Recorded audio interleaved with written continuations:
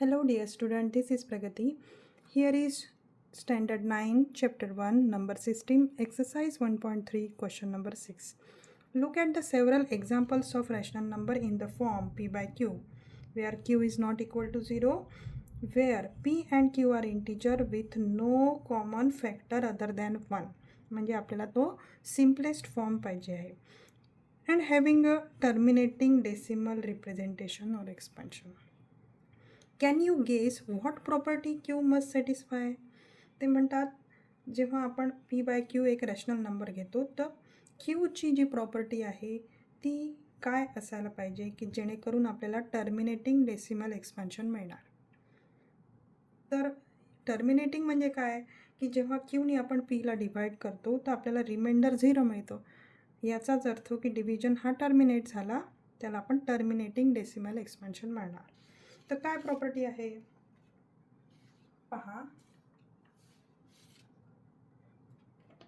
जर का Q equal to me 100 घेतला तर 100चे जेव्हा मी फॅक्टरायझेशन करते तर मला 2⁻² मिळत आहे आणि 5⁻² मिळत आहे.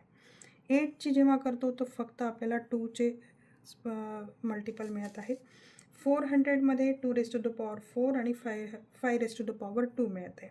16मध्ये 2⁻4 मिळत आहे. तर मुलांनो लक्ष द्या. The prime factor he property आहे आपली. The prime factorisation of Q has only power of 2 और पॉवर ऑफ 5 और बोथ.